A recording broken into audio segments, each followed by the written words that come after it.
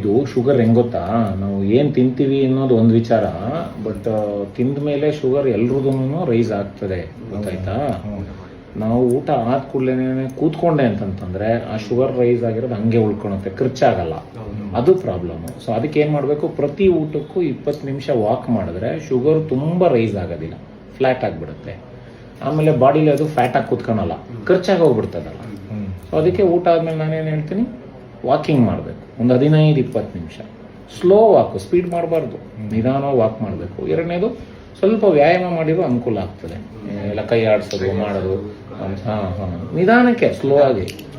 ಅದನ್ನು ಕಷ್ಟ ಆಗುತ್ತೆ ಅಂತಂತಂದ್ರೆ ಓಡಾಡೋರಿಗೆ, ಮಂಡಿನೋ ಗಿಂಡಿನೋ ಇರೋರಿಗೆ ಕಾಲಿನ ವ್ಯಾಯಾಮ, ಕೂತ್ಕೊಂಡು ಹಿಂಗೆ ಪಾದ ಎತ್ತೋದು ಹಿಂಗೆ, ಆಯ್ತಾ. ಇವೆಲ್ಲ ಮಾಡಿದ್ರೆ ಏನಾಗುತ್ತೆ, ಶುಗರು ರೈಸ್ ಆಗೋದಿಲ್ಲ. ನೀನು ನೋಡು, ಖಾಲಿ ಹೊಟ್ಟೆ ಶುಗರ್ ಚೆನ್ನಾಗಿದೆ, ತಿಂಡಿ ಆದ್ಮೇಲೆ 340 ಬರ್ತಾ ಇದೆ. ಯಾಕೆಂದ್ರೆ ತಿಂಡಿ ಆದ್ಮೇಲಿಂದ ಬಹಳ ಜಾಸ್ತಿ ಆಗಿದೆ ಅದಕ್ಕೆ. ಆಮೇಲೆ ನಾರಿನ ಪದಾರ್ಥ ತಿನ್ಬೇಕು ಜಾಸ್ತಿ. ಊಟ ಆದ್ಮೇಲೆ ಶುಗರ್ ರೈಸ್ ಆಗಬಾರ್ದು ಅಂದ್ರೆ ನಾರು ಜಾಸ್ತಿ ತಿನ್ಬೇಕು, ಸೊಪ್ಪು, ತರಕಾರಿ, ಕಾಳುಗಳು, ಬೇಳೆಗಳು ಚೆನ್ನಾಗಿ ತಿನ್ಬೇಕು, ಮೊಸರು ಮಜ್ಜಿಗೆ ಕುಡಿ, ಆಯ್ತಾ. ತುಪ್ಪ ತಿನ್ಬೋದಾ ಸರ್? ತುಪ್ಪ ತಿನ್ಬೋದು, 1 ಚಮಚ 2 ಚಮಚ, ಒಳ್ಳೇದು ತುಪ್ಪ.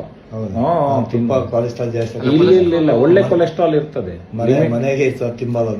ಮನೆ ತುಪ್ಪ ನಂಬರ್ 1 ತಿನ್ನು, ಭಾರಿ ಒಳ್ಳೇದು. ಲಿಮಿಟ್ ಅಲ್ಲಿ ತಿನ್ಬೇಕಷ್ಟೇ, ತೀರಾ ಮೀರಿ ತಿನ್ನ, ಅದು ಮುಖ್ಯ.